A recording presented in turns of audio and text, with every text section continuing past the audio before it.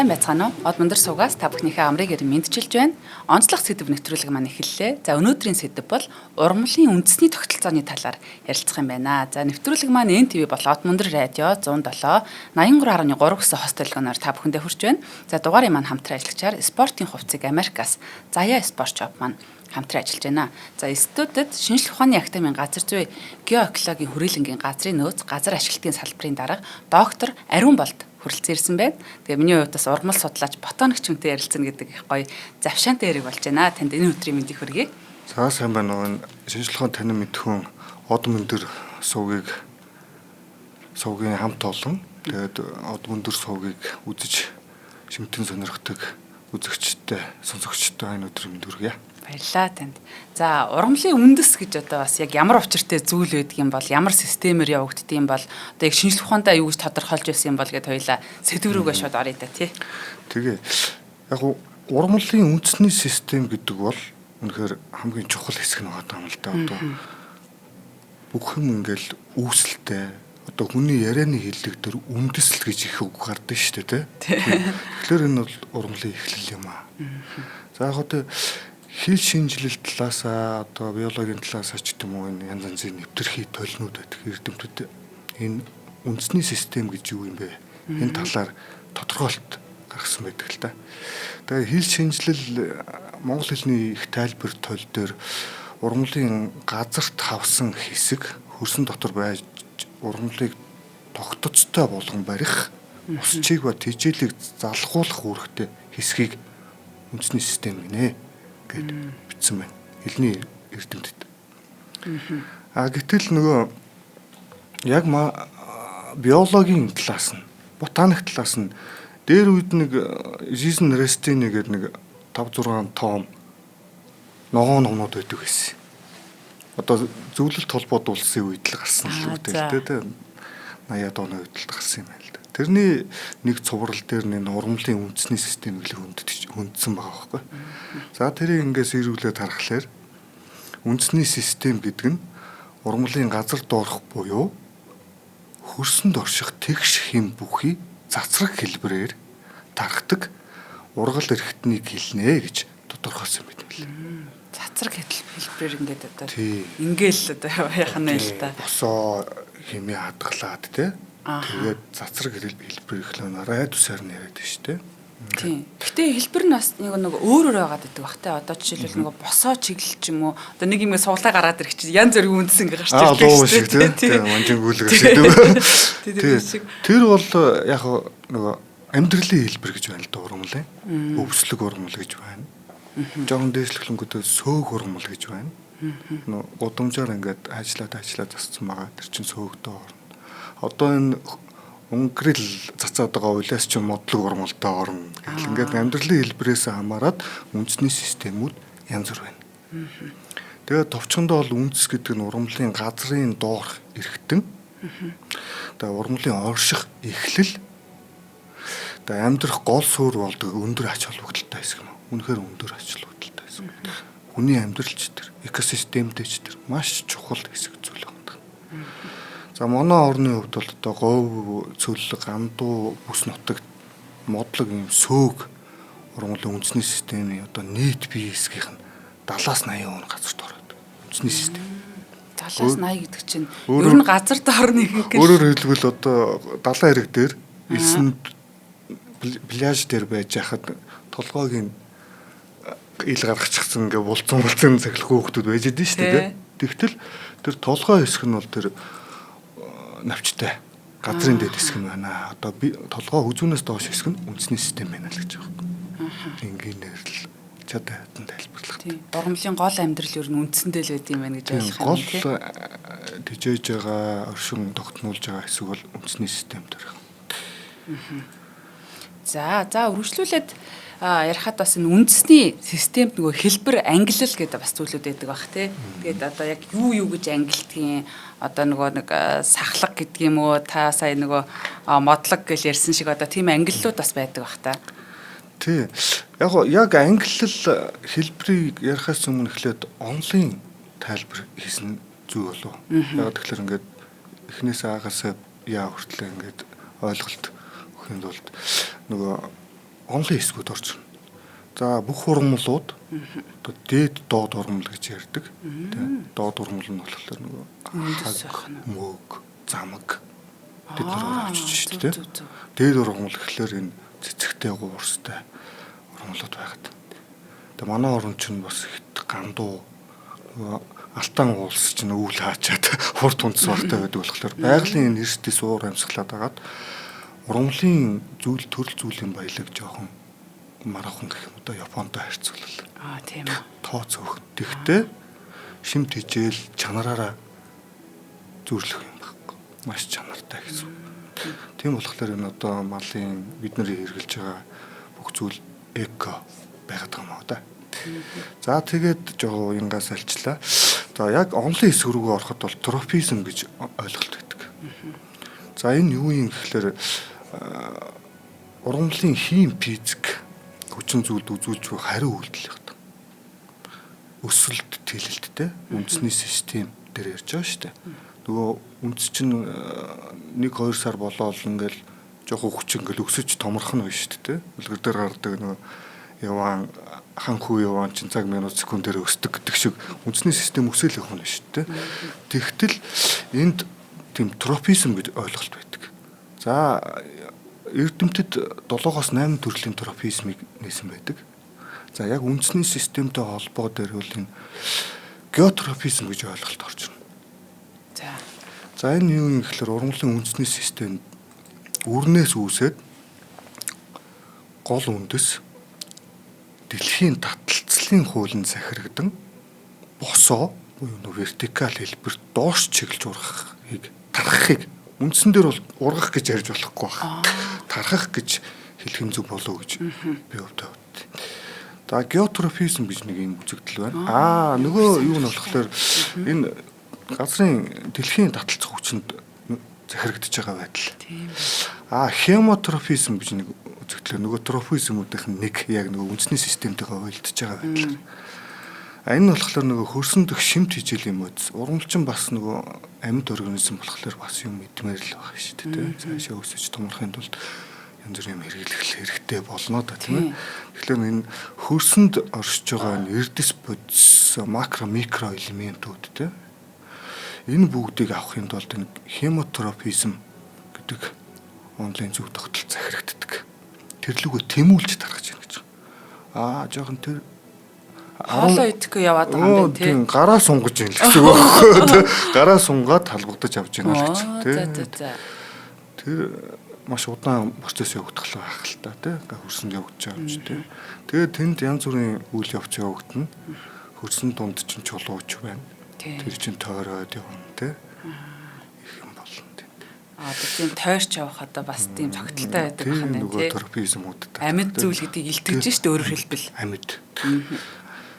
За тэгээд англи руугаа ороход бол ерөнхийдөө үндэсний систем нэг хэлбэр гололсон буюу сахлаг гэж хоёр үндсэн хэлбэрт байгаа.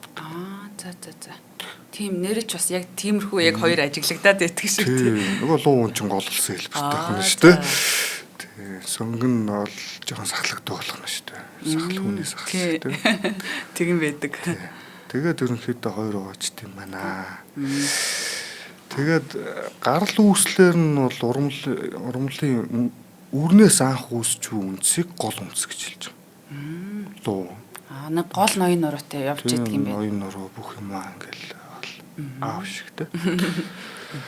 Тэгээд тэндээсээ салаалаад гол үндснээс үүсч байгаа үндсийг хажуугын үндс гэж хэлж байгаа. Салаалах гэдэг. Жижигхэн нарийн хялгсан тийм үндсүүд гарч байна. Бүгдээрээ л өөрөө гэсэн үүрэг функцүүдтэй байдаг. За энэ хэлбэрүүдийг нэгтгэхэд ургамлын үндэсний систем гэж хэлж байгаа. Энэ бүгдийг нийлүүлээд дүрс хөөрн янз янз юм болно. За тэр болгоныг тэр олон ойлголтуудыг яриулаад бас нэвтрүүлгийн цаг хугацаа хөрөхгүй байх л та тий. За би сонирхсан нэг зүйлээ энэ дээрс бас лавлчээ. Бид нар бол ургамлыг үнцээр тэжээгддгээ гэж бас ярьдаг. Та ч гэсэн бас сайн хэллээ тий. Одоо яг тэр дээр нь байгаа тэр нөгөө фотосинтез хийгээд байгаа. Дээр нь байгаа тэр ногоо ургамлууд тэр бол хоол олж ирдэггүй юм уу тий? Үнцээрээ л ингэж хоолдог гэсэн үг. Тэндээс ч бас хариу үйлдэл ирж байгаа. Нөгөө фотосинтез гэдэг үйл явц өгч байгаа шүү дээ. Тийм. Тэгээд тэнд чинь янз бүрийн эргэлтүүд явагдана. Хамгийн ноён нурууг үүрж байгаа нь бол үндэсний систем байгаа. Тийм. Хөрсөнд юу байна? Тэрийг дамжуулж байгаа. Чухал юм байна. Тэгээд жимс гаргаж ийн те. Тэр хүн чинь ус байна. Гол нь ус шүү дээ, тийм ээ. Усаар тэжээгдэж байгаа. Тэрийг чинь шүүж байгаа. Үндэсний систем дотор шүүлт фильтрац явуулж байгаа. За дээрээс энэ мэдээж нарны энерги авах хэрэг болно шүү дээ. Энд чинь холбоотой. Тий, нарны гэрэлтэй хор илүү ургадаг гэдэг тий. Тэр бол маш нарийн процесс явуулж байгаа. Фотосинтез. Тэгээ манай ургамлын физиологийн чиглэлээр судалгаа хийдэг эрдэмтэд маань энэ талаар маш өрнөн судалгаа хийсэн байдаг. За тэгээд цаашаа ингээд үргэлжлүүлээд нарийн тогтолцоор нь орох. Тэгээ. За одоо бас эсмэс гээл антомын бүтэц эдэргээ яриулаас нарийн тийм сонирхолтой байна тий. Амьд зүйл гэдэг утгаараа ч ихөө. Тэгээд яг нөгөө үндсээ чинь ингээл нэг эрдэмтэн яагаад юм бол гээл аваад төсөөл үдсэн биш тий. Тэнгүүт чинь янз бүрийн давхаргууд харагдсан юм. Тэгээд яг үндсэн нэр томьёогоор нь л явчих та тий. Резодиерм гэдэг юм давхарг харагдсан юм. Тэгээ энэ нь юу юм гэхэлэр анхдагч бүрхөвч одоо арьсл гэсэн үг юм одоо тий. Хамгийн гаднах бүрхөвч юм байна тий. Хамгийн гаднах гэсэн юм байна тий. Тэгээ энэ нь болохоор одоо хамгаалалт өсөлт төлөлтийн үүрэгтэй шинээр үндсийг ингэж бий болгож идэг юм үүрэгтэй. Эд байдаг. За тэгээд паренхим гэдэг тусгай дамжуулагч гэдэг. Энэ болохоор ус мусаа дамжуулах тий. Дамжуулах үүрэгтэй юм байна л да. Тийм хэсэг байдаг. Паренхим. Гаднахын нь бол би одоо хүний арьс гээл дотроо ойлгоо байж байна л да. Тэгвэл дотор эд гэдэг нь одоо тэр нэг гинтер гэж төсөөлөв. Тэгээ одоо тэр бийжүүлж идэг бас. Тийм бат бөх байлгадаг. Хүүрэн энэ дээр энэ паренхим чинь энэ ачаалаа үрж штт те. За тэгээ пуваямба киселием гэдэг яг голдонд төвд нь байдаг гэсэн үг байна. Бид нар чинь нөгөө усаа эрдэс тижээлээ шүүгээд ингээд дамжуулж байгаа. Энэ бүхэн дотроо бас л өөр ингэсэн үүрэгтэй. Гаднаас орж ирж байгаа стресс үйл явцыг хамгаалах те одоо нөгөө резодиерм чинь. За паренхим нь бол ингээ бариад байж гин одоо бийжээ очин болж юм уу те. Тэгэж хэлж болно. Бас юу байна? Усыг нөөцлөн. Говьд бол ингээд усыг заримдаа нөөцлөх. Ган цүл одоо гамдуу үе тарна шүү дээ бороо хоргүй болно шүү дээ те. Тэгэхэд бас нөөцлж идэг. За флоем ксилиум хоёр бол ойлгомжтой. Усаа нөгөө шимт хичээлийн юугаа дамжуулдаг болж тарах нь шүү дээ. За энэ бүгдээс нь энэ үндэсний системийг ерөнхийд нь 5 хэлбэрт 5 бүсэд хаваад байна. За нэгдүгээрт бол яг үзүүр хэсэгт нь байдаг малгай хэсэг. Одоо бүтц нь бол эсвэл тоорондоо нэгт зэрэгцэж оршдог. Яг ингээд хөрсийг зүсэж оршиж байгаа болохоор бас тийм нэгт хатуу бүтцтэй байх нь шүү дээ тийм ээ. Одоо шопроч гэх юм уу тийм нэгдэж байж идэг. За хурдан гөхөж шинээр эсүүдээр солигддог хамгаалах үүрэгтэй. Хуваагдах бүс гэж байна. Жижиг амьд эсүүд хурдан хуваагддаг. Онцлог нь. Тэгээ бусад бүх салаалах эсгүүдэд их үүсвэр болж идэг. Одоо яг хүний эс нөгөө нэг хуваагдаад нөхөн төлжөөд юм уу ингээ явдаг штэ тий. Тэрэн шиг л адилхан ингэж хуваагдж яадаг гэж ойлгох уу? Яг тийм байна тий. Үйл явц бол тэгж явагдана. Амьд үед болохоор. За одоо өсөлтийн бүс гэдэг нь эсүүд нь ургаж хэмжээгээ дэлдэг, нэмэгддэг тийм онцлогтой ураг нөхцөлийг бүрдүүлж идэг үүрэгтэй. Нөгөө шингэх сорох хэсэг бүс гэж байна. Тэр их сони тий. Юугаараа сороод юм гэдэг. Тий нөгөө хөрсний орчинд орчихдоо гаднах давхарга нарийн үслэг хэлбэрүүд үүсгдэг. Үндэснүүд үүсгдэг. Тэгээ нөгөө хөрсөнд байгаа янз бүрийн эрдэс бодисуудыг өөртөө шингээгээд Жохоо орж ирсэн устайгаа ойлоод сок болгоод болгочих чинь гэж байгаа байхгүй тий. Гэсэн үг л дээ тий. Тэг биендээ шингээх л одоо явцыг сорох гэж байгаа л та тий. Өөрөө ч авчаал дээшээ ч өгөөл байж тийм ээ л да задлал чинь тий. Тэгээ хүн ярьж байгаа юм болох нэ. Тэгээ дамжуулах хүс гэж байна. Хамгийн сүүлийнх нь дээгүүрээ байж идэг тий. Одоо эдүүд байж идэг тэгээ тээвэрлдэг. Дээшээ ингээд дамжуулдаг би сая ярьсан тий. Тийм тэр одоо бас яаж тээвэрлээд байгаа нэг сони юм тий. За дороосоо ингээд сороод авчлаа. Тэгээд одоо дээшээ ингээд нэг эсээрээ бие биендээ дамжуулаад явдгийм болов гэж одоо харах байна. Янз бүрийн тийм түүргэр даралт маралт гэдэг нэг онлын эсгүүд орж ирэл дээ тэн дээр бүр нарийн дэлгээд ярьж. Тэрнээсгүй бол одоо эн чинь татах хүчээрээ доошоо л явна гэхээс дээшээ тэр шингэний дамжуулна гэдэг чинь энэ их гоё юм байгаад тах шиг байна. Таталцах хүч ингээ нөлөөлөд баг чи нөгөө үнс өөрөө доошоо яваад байна шүү дээ. Тэгтэл нэг түүргэрийн даралт гэдэг нэг дээшээ болгоход туслаад байгаа гэдэг. Энэ маш өөрмөцсөн бас тий. За хоёлаа ингээ хамтран ажиллаж танилцуулаад үргэлжлүүлье. Тэр өнөөдрийн маань нэвтрүүлгийн маань хамтран ажиллагчаар Заяа спорт шоп маань ажиллаж байгаа. Манай Од мөндрийн маань хөтлөгч Батзаяа шүү дээ. Одоо спортыг хамгийн сайн мэддэг хүмүүсийн нэг гэвэл одоо Заяа л байж таарна. Тэгэхээр одоо Заяа маань бол аль спортод ямар хувцас аятайхан бэ? Хөлсөг хэрхэн шингээдэг вэ? Ямар гутал хувцас ер нь одоо эвтэйхэн бэ? Дасгалтаа ч юм уу өдөр тутамдаа гэдгийг хамгийн одоо ойроос мэдж байгаа хүн учраас хамгийн оновчтой сонголтыг хийнэ гэдэгт бол итгэлтэй байгаа юм. Тэгээд Заяагийн дэлгүүрт бол дэлхийн одоо юм шилдэг брэндүүдийн маш олон брэндүүд байгаа. Одоо тэр бүхний дурдах юм бол баг цаг хүрэхгүй тийм ээ. Nike, Under Armour, Adidas, Vans, Timberland, The North Face, Sorel, Ralph Lauren, Polo, DR Martins гэдэг одоо энэ бүхэл сонин содон хамгийн одоо голлох брэндүүдийн хувцсуудыг авчирдаг. Тэгээ хувцсгээс гадна бас хэрэглэлүүдийг нэмэх нь витамин нэмэлт бүтээгдэхүүн гэх зэрэг бүтээгдэхүүнийг Америк болон Англиас ингэж өөрөө яг нөгөө хэмдэрлийнх нь үеэр аваад тэр ч утгаараа ингэж хамгийн хямд үнээр нь та бүхэндээ санал болгож байдаг. Баталгаатай оригинал бүтээгдэхүүн сүүлийн үед бүр ийм high class брэндүүдийн хувцсуудыг хүртэл оруулж ирж байгаа юм билээ. Тэгээ та бүхэн маань Facebook-ээр нь ороод хараарай. Заяа спорт шоп гэдээ байгаа.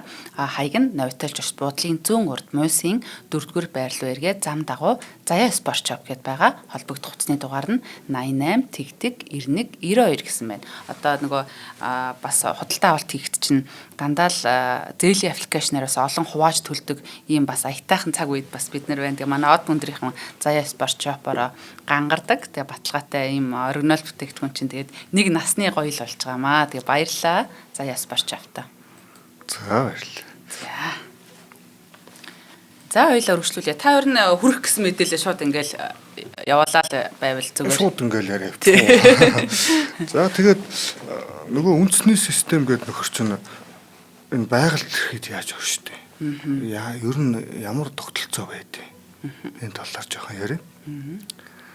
За яг хамгийн ойрхон жишээ нь манай хойд хөршийн дэлхийн хэмжээний том эрдэмтэн урмал судлаач нар байсан. Энэ дундаас бол энэ Сукачов гэдэг Оросын урмал судлалын шинжлэх ухааны эцэг гэж нэрлэгддэг энэ эрдэмтэн 1934 онд биогеоциноз гэдэг ойлголт гаргаж ирсэн байт.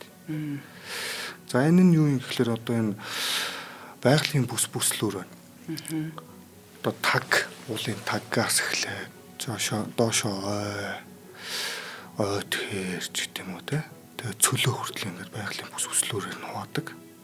Зөв.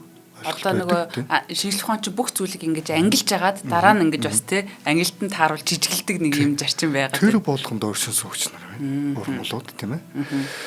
Тэгээд тэнд энэ хамгийн гол хүчин зүйл урмлын яг оршин тогтнох үндэсний системээс урдж орох зүйл бол энэ хөрс байдаг. Хөрсөнд л одоо урмал оршиж шүү дээ. Бид нар чинь энэ хөрс газар гэдэг чинь бид нарыг л тэжээж шүү дээ ер нь бол тийм ээ. Тэгтэл энэ хөрсний ялцмагт үе гэж байна л да. Ялцмагт үе гүмүс гэж нэрлэдэг хүмүүс гэдэг. Энд нөгөө үндэсний системийн авдаг эрдэс баялагууд, эрдэс бодисууд, макро микро элементүүд энд байждаг. Их баялаг байдаг. Нөгөө сахлаг үндэс чинь тэнд тийм гүмүс ялцмагт ихтэй газар орогдох болохоор олуулаа сах шиг болчиход байна шүү дээ. Одоо жоохон сэрэг буюу нөгөө чигийн улааны байдаг орчин юм болов гэж бодогдож байна. Зөв болов. Тасалгааны урмлыг тарьдаг хар шор аахгүй. Тийм хар шор.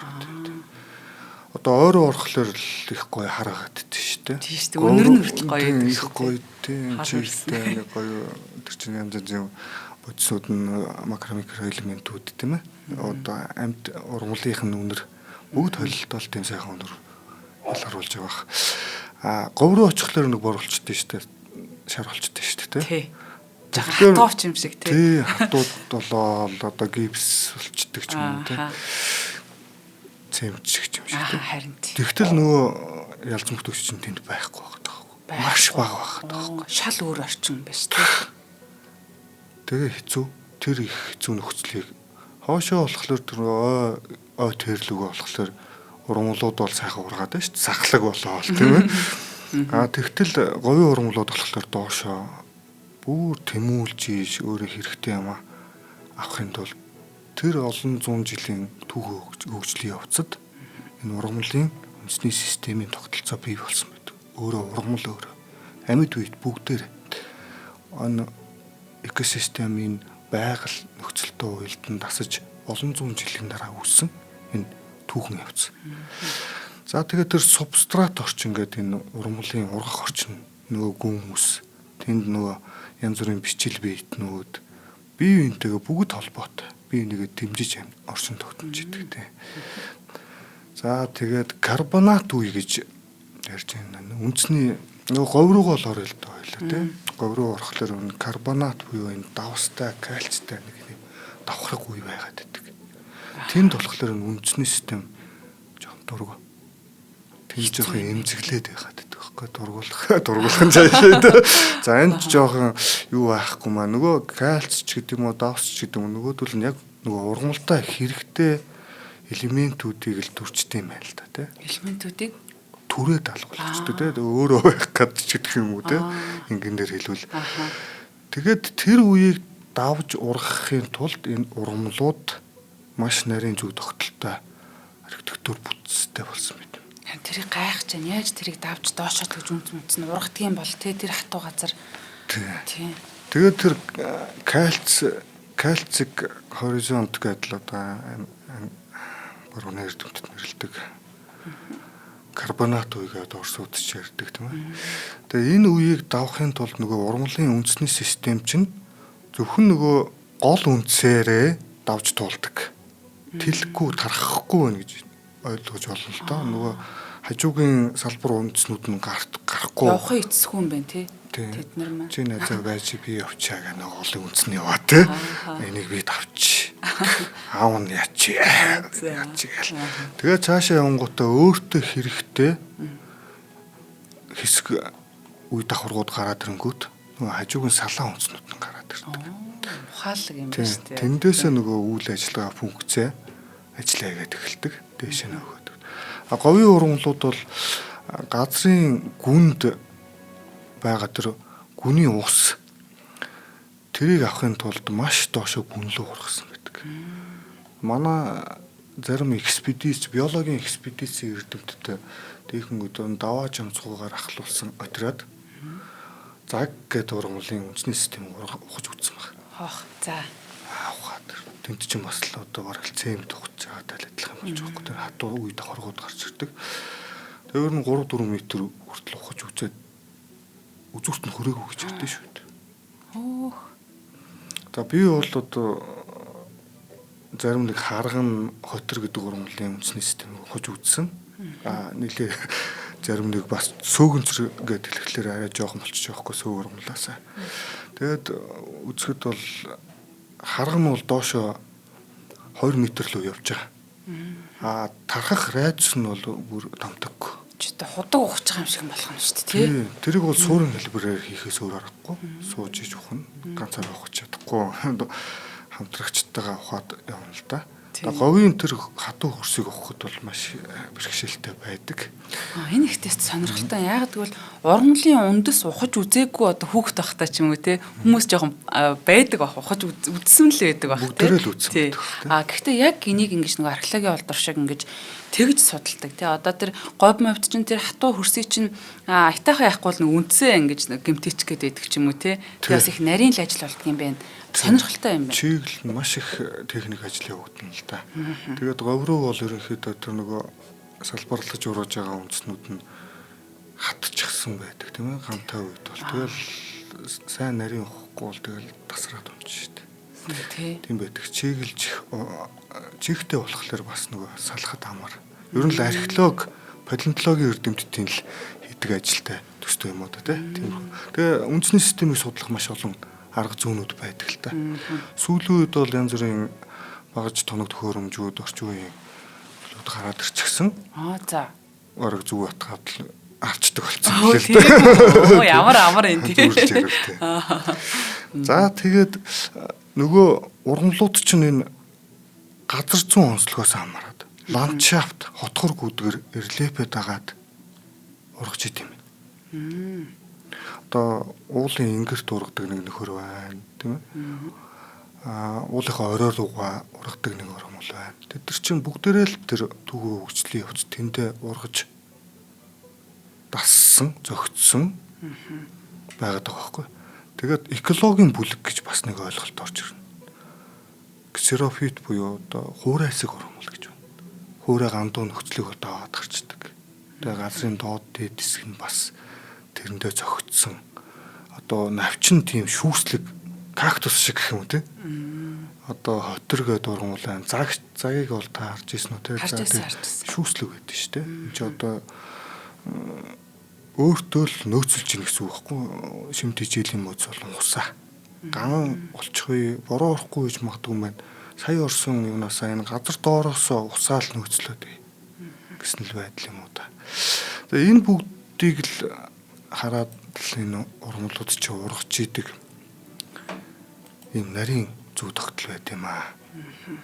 За отгор гүдгэр. За тэгээд архитектур бүтэц гэж сүүлийн үед их яриаддаг болсон байлаа. Архитектур бүтэц гэхлээр энэ газрын доод хэсэг нөгөө голлсон үндэс салаан үндснүүд 1-2 дугаар эрен бие үндснүүд яаж явж байна? Тэгшимтэй байна уу? Тэр бүхнийг нөгөө над шиг нөхөр ухаад зураглаад тийм ээ гараараа ч юм уу те зураад байж байгаа тэр зүй тогтол архитектур одоо байгалийн ландшафт байшингийн архитектур гэдэг шиг тийм ээ. Ургамал олон л бас өөр ингэсэн онцлог. Да ялангуяа нөгөө бүсчилсэн байдлаараа их өөр байдаг баг. Яг л амтэн шиг л юм байна. Одоо уулын бэлд амьдэрдэг нэг амтан нэг ургамлаа идэ тэнд байж байгаа шүү дээ тий. Одоо гэхдээ нэг бас тодруулъя гэвэл тэр уулын бэлд байгаа ургамал, дээр байгаа ургамал одоо манай сонсогчд бол төрөл зүйл мүлийг бол гайгүй ер нь ялгчдаг болсон. Ялгадаг тий гэдэг үднээс энэ нэг төрлийн ургамлууд ингэж зүйлүүд нь ингэж тарсан байдаг юм уу? Эсвэл хоёр өөр төрлийн ургамлууд байдаг юм болов? Нөгөө амтэн шигээ бас ялгах гэдэг юм л та. Нэг жоохон хувьсцсан нэг төрлийн юм болов тий? Эсвэл одоо бүр өөр одоо юм нөгөө салбарлсан зүйлүүд төрлөө гэдгээр нь тэгэн л да энэ яг хуу тэр ландшафт хотгор гүдгэрээ дагаад мэдээж тэр бүлэглэл одоо бүлгэмдлүүд үүсгэж идэг.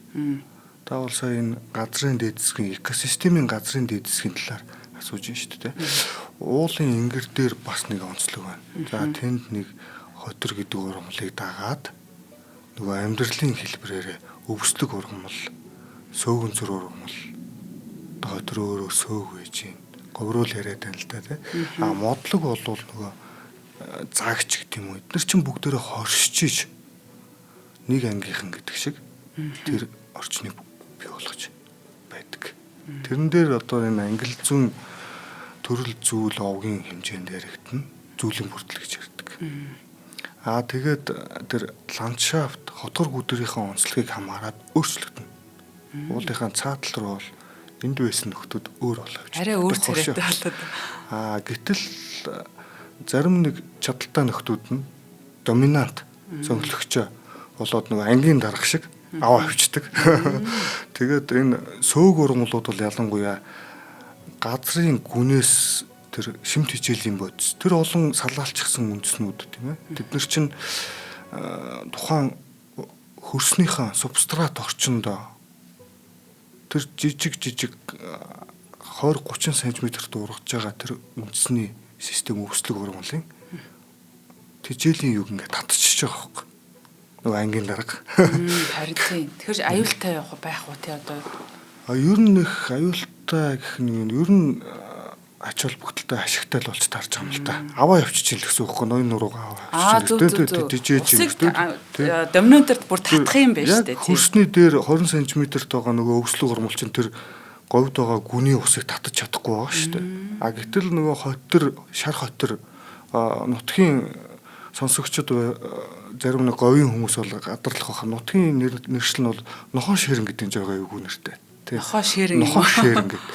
Тэгээ тэр ургамал бол маш сонирхолтой ургамал байдаг. Энэ зарим энэ биологийн нөхөн сэргээлтэд хэрэглэх боломжтой. Маш тийм төсвөр төвчээртэй гэх юм уу те. Тийм ургамал байдаг. Үрээр тарчаад нэг 2 3 жил мод үржүүлэхийн газар байлгаж жагаад яг тохирсон орчинд нь суулгачвал шилжүүлчвэл өөрөө ингээл бие аваа явж байгаа. Тийм мундаг ургамлууд байдаг л да. Тэгээд тэд нар энэ бүх төр таны яриад асуугаад байгаа тэр ургамлуудын бүлгэмдлийг авч явдаг. Орчин бүрдүүлдэг гэж. Нөгөө л үндэсний систем. Тийм байгаад байгаа. Одоо энэ газар доогуур үнцээрээ ингэж яваад хоорондоо одоо холбогддtiin үү? Одоо тэр үндэс нь ингэж яваад шинэ ургамал ургуулна гэж бол байдаг бах та.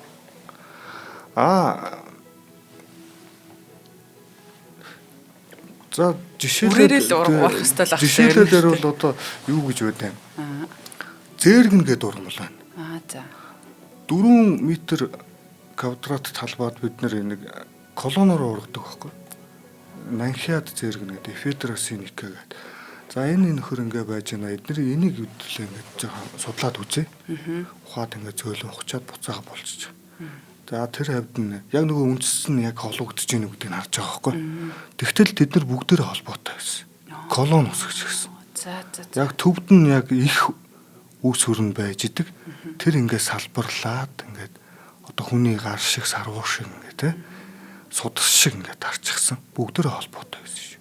Тийм судалгаа байдаг. Газар дагуур бие биенийхээ гараа сатгцсан юм шиг л юм ээ тий. За тэгээд бас нэг одоо улаас гэдэг мод байна шүү дээ. Үндэслэг гişээрээ тарж ургадаг.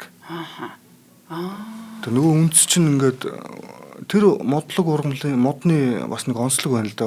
Газрын гадаргаар ингэж хавж ургадаг, тардаг радиус нь.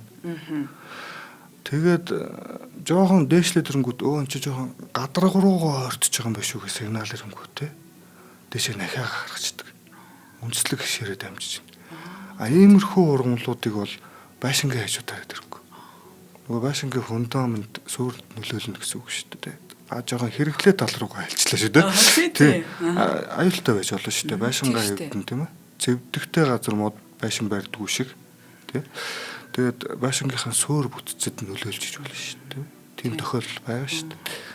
Тэгээд хэр болгоныг бодож ойлгож ухаж одоо энэ хотын ландшафт архитектур энэ байгалийн энэ цэцэрлэгжүүлэлттэй бодож эсвэл цаашаа тэр ландшафт хотгор өдөрт нь уйлдуулж энэ нөхөн сэргээлт ч гэдэг юм энд нь хэрэглэх нь зүйтэй юм болоо гэж боддоо шүү. Судлаач нар тийм бас гоё хэрэгтэй л мэдээлэл нь огт мэдгүй юм байна тий.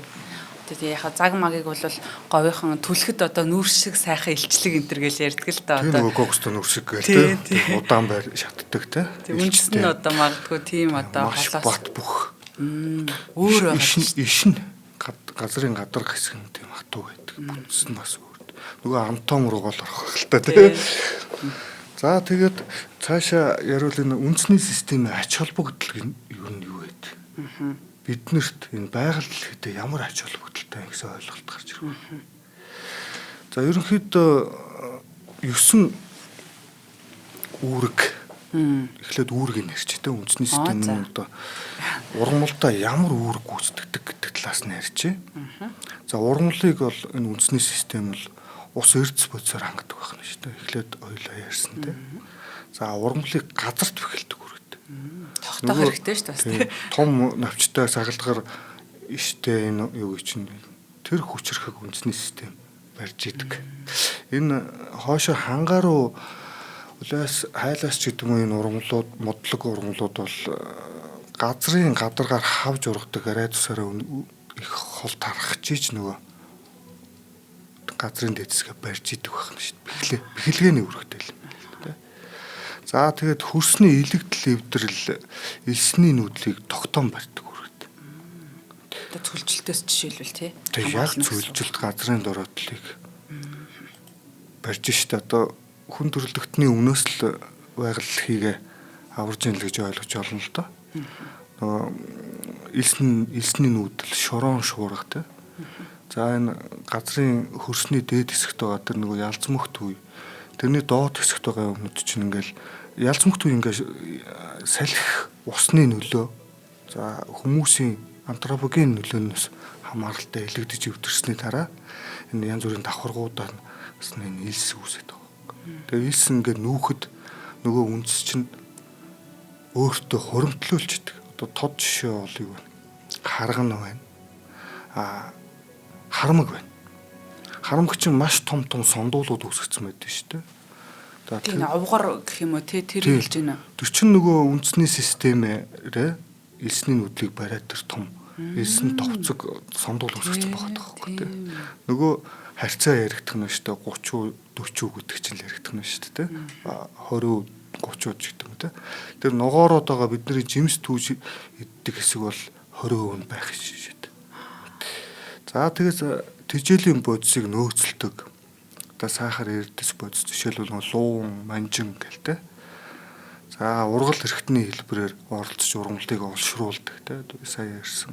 Ургал эрхтэн, үржлийн эрхтэн гэж хоёр үндсэн эрхтнүүд тухайн шүү дээ ургал чинь тийм ээ. Цэцэг мэцэг чинь үржлийн эрхтэн болоо явж чинь тийм. За органик бодисыг нийлэгжүүлдэг амин хүчлүүд, алкалоидууд мэдээж л амьд организм юм ч тийм. Бүх зүйлтэнд процессууд нарийн төвхтөө биохимийн процессууд явагдаж идэг. Энэ бүгдийг зохицуулж идэг менежер үүрэгтэй тийм. За хөрсөнд үнслэг иш булцууг үүсгэж идэг. Одоо төмөсч гэдэг юм уу тийм. Сая бидэнд дэрсэн нөгөө үнслэг ишээр ингэж тарж ургадаг тийм. Ишээ найлзуураад ишээ гаргаж идэг. За ургамлын амьсгалын үүрэг гүйцэтгэдэг усны ургамлууд гэдэг. Усанд байгаа нөгөө зарим мэдээж хүчил төрөгч бас хэрэгтэй болж таарна шүү дээ. Амьд организм ч тодорхой хэмжээнд хүчил төрөгч ашиглаж идэг. Эдгээр хүчил төрөгчийг ялгаруулдаг ч гэсэн навчаараа.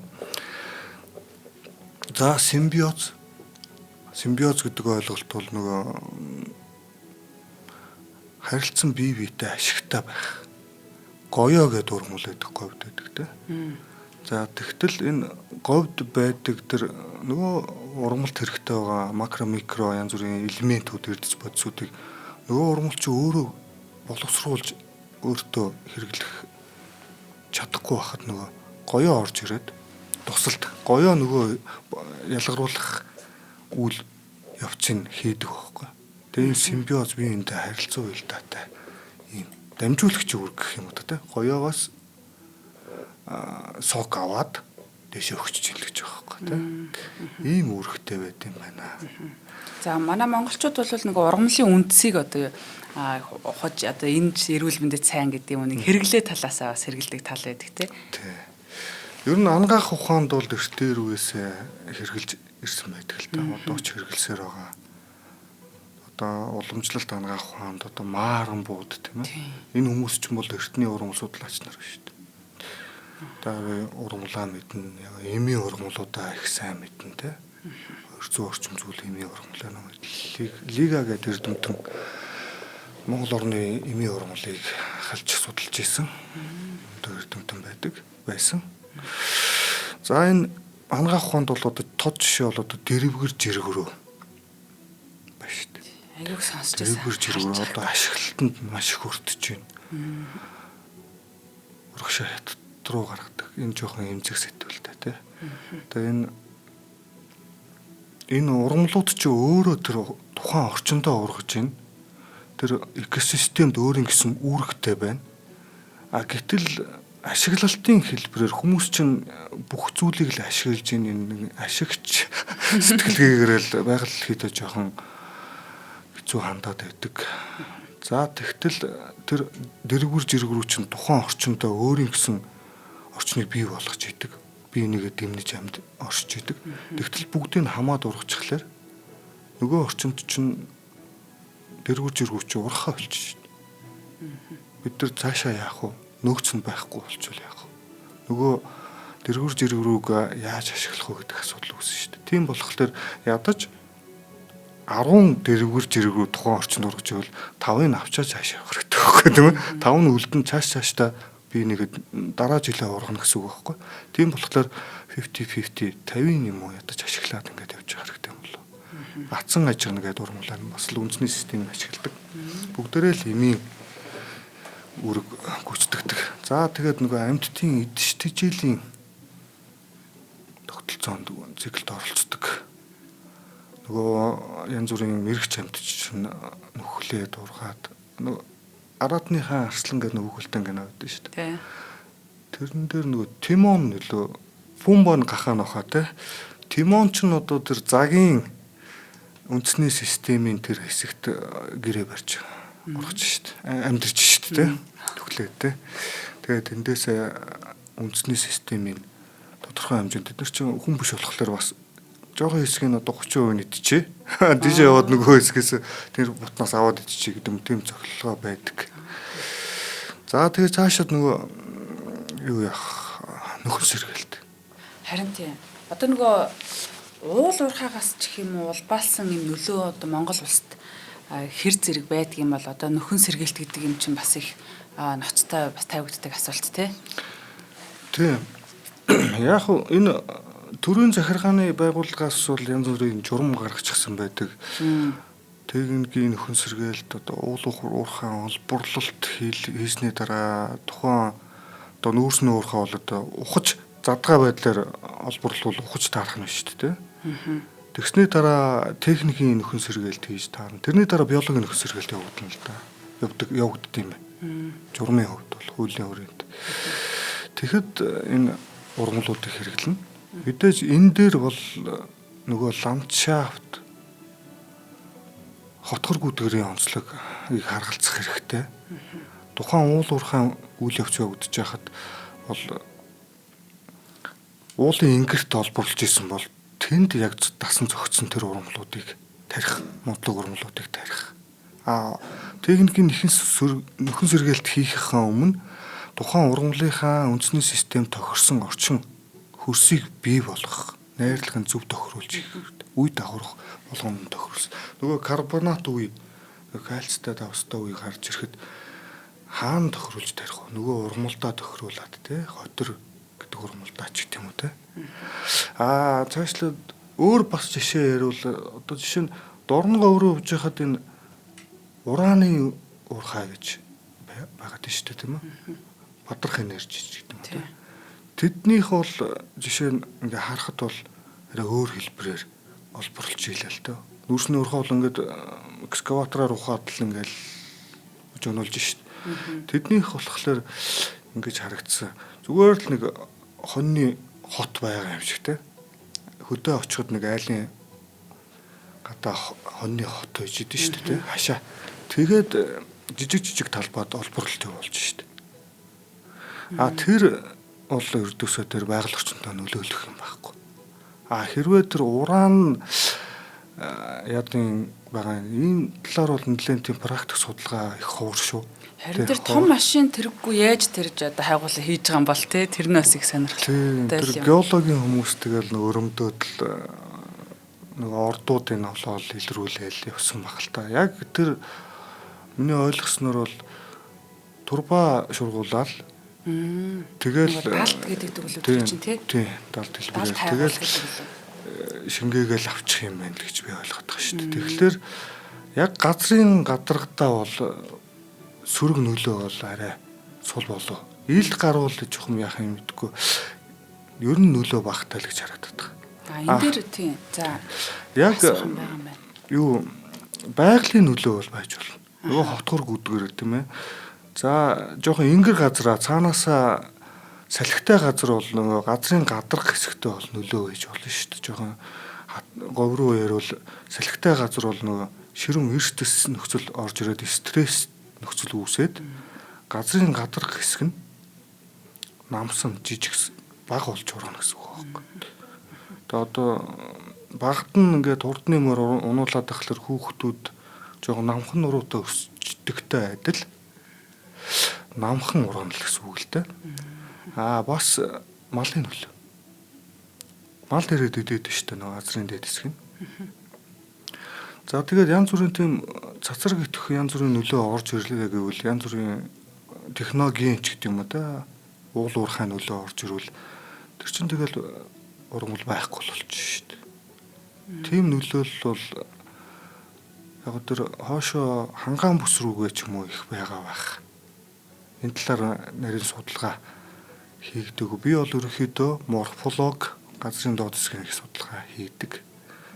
Тэгэхээр яг тэр антропоген талаас нь хүний хүчин зүйлийн нөлөө, технологийн одоо уул уурхай нөлөө тийм ээ. Техник технологийн нөлөөлөл талаас нь одоо яг энэ урааны төсөлтэй хамаарат ч гэх юм уу уран гэдэг тэр хайгуул хийж явах орчин нөхцөл гэх юм уу одоо ургамалд одоо хэрхий яаж нөлөөлж байгаа болон тэр газар нутагт судлагдсан барьсан юм уу яг яадаг юм болоо тий. Би бас экспедицээр судалгаа хийгээд ч одоо Дорногов аймгийн Улаанбаатар гэсэн сумын манай хамаатнууд ер нь бол тэнд байдаг. Одоо чинь тэнд байгаа нэг ургамлыг одоо мэдгүй одоо хүн иддэг ч юм уу хүмүүл тань хүртэл байгаа шүү дээ тийм ээ. Тэгэхэд одоо хордоод өгөх юм уу эсвэл хүмүүл тань урахаа болох юм уу мутацлагдах юм уу тий. Мутац явагдах л байх л та тий генийн төвшинлөө цацраг эцэх шүү дээ ураанчтай цацраг эцэх идэвхтэй бодисолж таа. Тэгэхээр генийн төвшөнд өөрчлөлт явагдана. Ургамалд. Шулуун навчтай болсон бол одоо яах юм шуудаар хэлвэл өөр хэлбэртэй салаалаад ч юм дахин мөрөө болох юм уу те. За тэрнээсээ өмнө нөгөө за волейболыг ургаж чадахгүй мөн волейбол өгөх нь шүү дээ. Урунгоор газрын дээр харахад мэдэгдэх юм байна те. Хатар хавар халцгаараад л байх юм уу. Тэгээд тэрэнд чинь ургамалт ингээд нөлөөлөе. Шууд ургамалт нөлөөлөлийг л хоёлаа бодъё л та те. Тэгтэл тэнд мал үлчиж явна. Мал идчих шүү дээ. Тэгээд тэр бэлчиж байгаа малын чинь махыг бид нэр хэрглэж байгаа шүү дээ тийм ээ. Тийм. Тэгээ шууд дам байдлаараа ингээд биеинд нөлөөлөх нь шүү дээ. Тэгвэл тэгээд янз бүрийн сүрэг үр дүн гарсан байж л таарна шүү дээ. Тийм. Хүмүүс үргэцсэн байх уу, мал үргэцсэн байх уу. Тухайн бүс нутагт одоо цул халцгаа зүгээр л хайрга гамат зүйл болсон байх нь. Тэгж л харагдана л да шууд нүдэнд бол. Харин тий одоо яг ган гачгийн тохиолдсон юм уу яасан бол эсвэл одоо үнэхээр тэр үйл ажиллагаатай холбоотой юм нөө малчтын болохоор ургамжилт муудаж байгаа мал юу н ингэж идэх юм нь хомос байна одоо гэж ийм бас яриа тэр хавар юу их явдгийм байна. Энэ одоо яадаг юм болоо. Яг цаг уурын нөлөө ер нь гол байх л та. Тэгээд хурд тундас говьроо бол маш бага хурд тундас орж байгаа шүү дээ жилдээ. За тэгээд тэр бүс нутагт ургаж байгаа энэ говьд ургаж байгаа ургамлууд чинь нөгөө өнжөөд байдаг. Хараад хүлээгээд байдаг хурд тундсаа. Хурд тундас орвол суг өсдөг. Одоо өчигдөр бороо орсон гэдэг нэг имээ сууж идэг. Тэгтэл маргааш өглөө халиурсан ногоон тал болцсон байдаг шүү дээ. Нөгөө таан хөмлөн сагсааж идэг. Тийм хурдтай динамиктай ургамлын ургах үе шат явагддаг. Үндсэн тэнд ингээд нөгөө амтын ичнэ гэдэг шиг амиопин гэдэг шиг чигээ хүлээгээ байж байгаа. Тэгээ тодорхой хэмжээний хурд тундас орвол за хөрснийхөө нэг 10-15 см рүү хурчвал мундаг шүү. Тэгээ сох гэж байна. Өвслөг ургамлууд бол.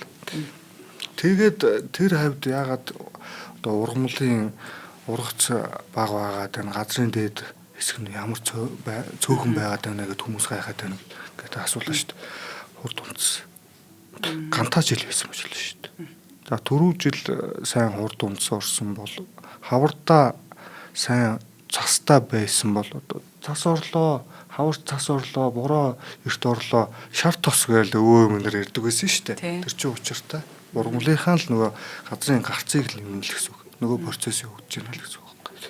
Тас нөгөө дэлхийн дулаар л бас манай дэлхийн нийтэд маань тохиолдож байна. Тэгээ тэрнтэй бас холбогдуулаад энэ гангачи гэдэг юм урд өмнө бас байгаагүйрээ их тохиолдоод эхлээд байгаа юу эсвэл энэ үйл явдлаар нь болоод байгаа юу? Одоо нөгөө одоо амтан чарсан л нөгөө дэлхийн дулаар л болж идэг тий ургамал ярьсан ч байдаг энэ талаар ер нь тавьж боддог бай. Хоёулаа нэвтрүүлгийн яг төгсгөлийн мөчүүлсэн байна. Таны үгийг сонсоод нэвтрүүлгээ өндөрлөе. За энэ тал дээр бол яг нөгөө геологчд бүр нарийн ярих баг. Нөгөө цэрдийн галын үед, юурийн галын үед тийм ээ. Динозаврын үед ямар байсан? Мэдээж л ганц цүл болж л байсан байж таар шүү дээ. Энэ ч нь одоо тэр том өслөгч болж ирсэн. Цэнхэр гарагд өвчнөө үеж завтраг 90 галуу солигдож байсан. Тэнд мэдээж өнтөө сайхан чихтэй жилүүд байсан байж таарна. Тэгээд гантаа жилүүд байсан байж таарна. Тэгээд тэр болгоныг л амьд биетүүд туулж гарч ирсэн. Түүхэн хөгжлийн явцад. Циклээр явагддаг байх. Тэгвэл хүн төрлөختөн одоо бид бүхэн байгаль дэлхийтэйгээл зөв харьцах хэрэгтэй. Бид нэр энэ байгаль дэлхийг ашиглаж энэ газар шороо ургамлаа хэрглэж байна тийм ээ. Амьд биетэй хэрглэж байна. Тийм болохоор байгаль дэлхийтэйгээ хүндэлтэй л харьцах хэрэгтэй байх. Ухамсарын төвчөнд гэж би боддог. За баярлалаа танд. Өнөөдрийн маань нэвтрүүлгийн маань хамтран ажиллагчаар спортын хувцсыг Америкаас Заяа спорт шоп маань хамтран ажиллаа. Нэвтрүүлэг НТV болон Отмондөр радио 107.83.3 гэсэн хост толгойноор та бүхэндээ хүрлээ. Тэгээд хамтаа байсан үзэг сонсогчд болон за өнөөдөр студид маань хүрэлцэн ирсэн танд бас маш их баярлалаа. Сонирхолтой байлаа. Дараагийн дугаараар уулзцгаая. Та бүхэнд амжилт хүсье.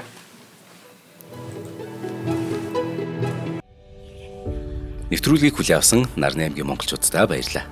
Одмондөр сувг нь энэ мэдчлэн таны мэдхүйн мянган нэвтрүүлгийг 2026 оны 7 сарын 1 хүртэл та бүхэндээ хүргэх юм. Их хэлээрээ шинжлэх ухаан танин мэдхүйг түгээхийн үлсэд нэгтгэх хүсвэл та бидэнд хандив өгөх боломжтой. Та нэг нэвтрүүлгийг 100 төгрөгөөр буюу 1000 нэвтрүүлгийг 100 мянган төгрөгөөр үнэлээд биднийг дэмжээрэй. Жилдээ ганцхан удаа 100 мянган төгрөгөөр биднийг дэмжснээр шинжлэх ухаан танин мэдхүйг түгээх энэ үйл хэрэг амжилттай үргэлжлэх юм. Одмондөр нэр дээрх Удаагийн банкны данс байгаа 4191 тэг 4518. Та 100,000 төгрөгөөр шилжүүлэхдээ гүйлгээний утга дээр нь өөрийн нэр болон утасны дугаараа заавал бичээрэй. 100,000 төгрөг хандуулснаар Одмондөр сувгийн алтан гишүүн болох юм а. Шинжлэх ухаан танин мэдхгүй Монголд ялах болтугай.